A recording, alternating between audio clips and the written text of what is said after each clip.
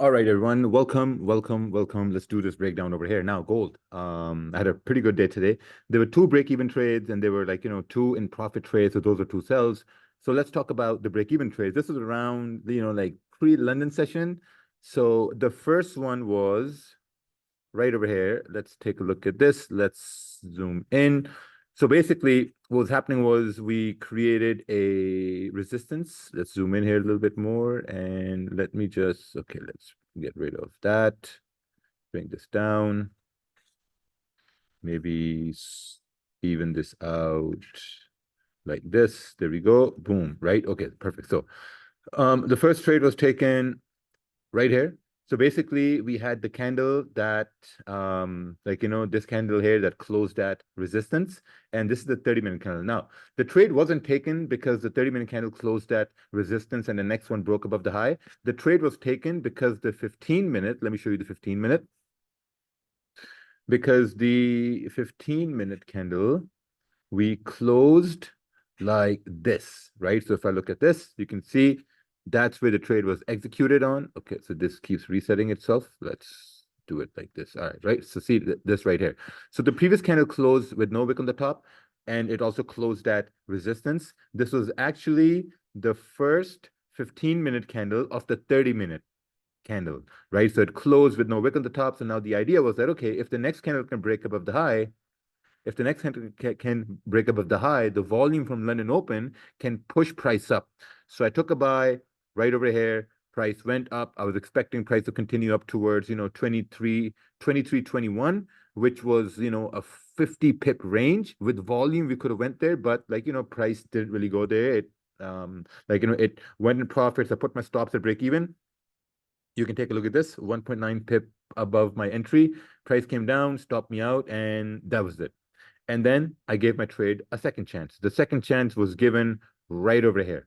Once this candle closed, the 15-minute candle, now looking at this 15-minute candle, it has no wick on the top, right? It has no wick on the top. So usually when something like this happens, it's a 50-50 chance that price is going to continue to push up. So what I did was I'm like, okay, I'm going to try to see if I can skew this probability in my favor. So what I did was I was like, okay, let me take a look on the 30-minute time frame and see what information we can find. So now looking at the 30-minute time frame, this is what I saw, right? So let me zoom in over here, scroll up. Now, on the 30-minute time frame, as this 30-minute candle was breaking the high of the previous candle, which was bearish, I was like, okay, if we're breaking above the high, then there's a higher probability we can continue to push up.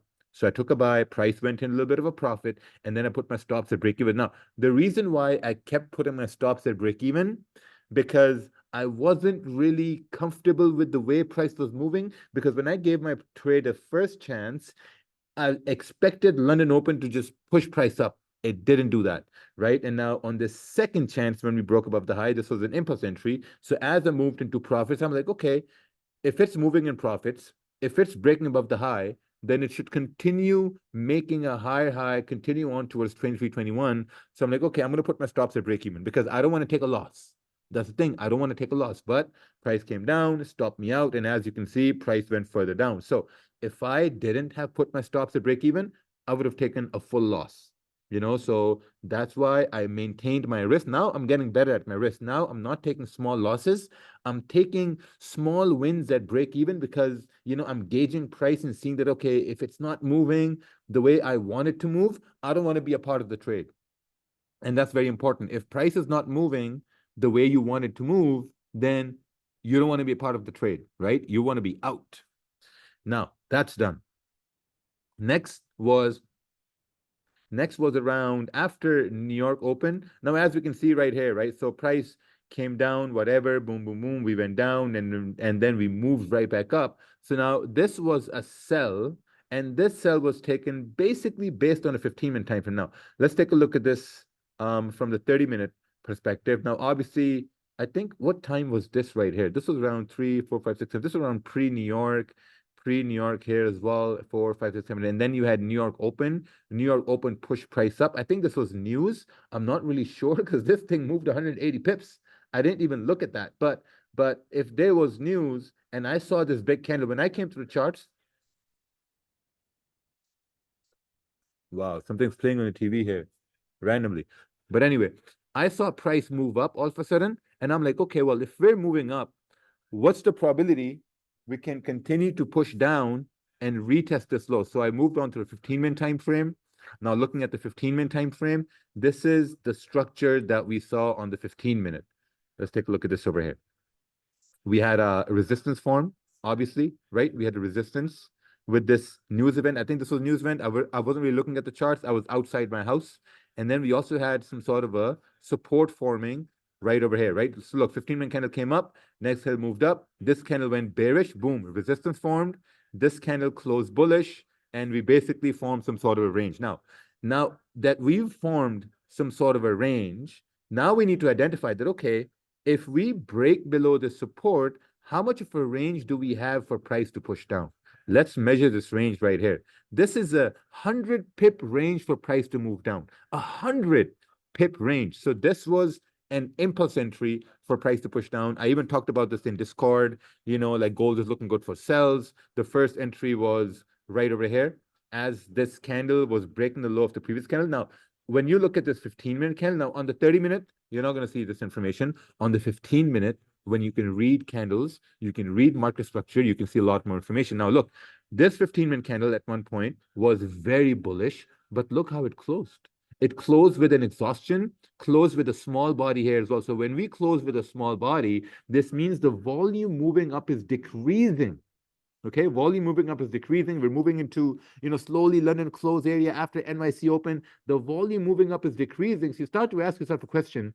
If the next candle breaks below this low, what's the probability we will fill this entire range, right? So that's where my first sell went in as we broke below the low. The second sell was like a follow-up sell, and I held it across right over here. I didn't want to add more to it, so I added an extra smaller risk position for price to move. And man, wow, this runner made me almost the same amount as my main position right over here. So that's where, these sells played a big role.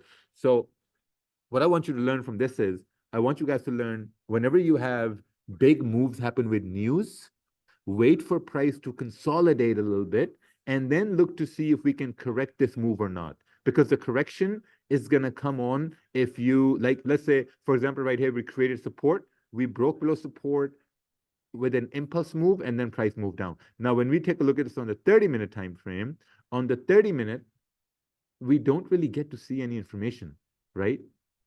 There's no information, which is why on the 15-minute, there is information. There's market structure. And obviously, now the next question, where's the stop loss? Just take a wild guess. Stop loss was above this current candle, because if we are breaking the low without making a top wick, this candle has no business breaking its own high, because we're breaking below the low. We have range here to the left hand side. We have volume in the market, so this played out absolutely amazing. Absolutely amazing. So again, the trick to getting better at trading is to go over price action that you've seen, go over your trades, go over the charts, and try to explain to yourself, what could you have done better? I think in this case, how I could have done better would be, maybe I could have let this run even more, because the runner ran about 62 pips, it was amazing. But anyway, take it, guys. Hope this helps. We're going to see you guys tomorrow for the London session. Yeah, London session. Take care.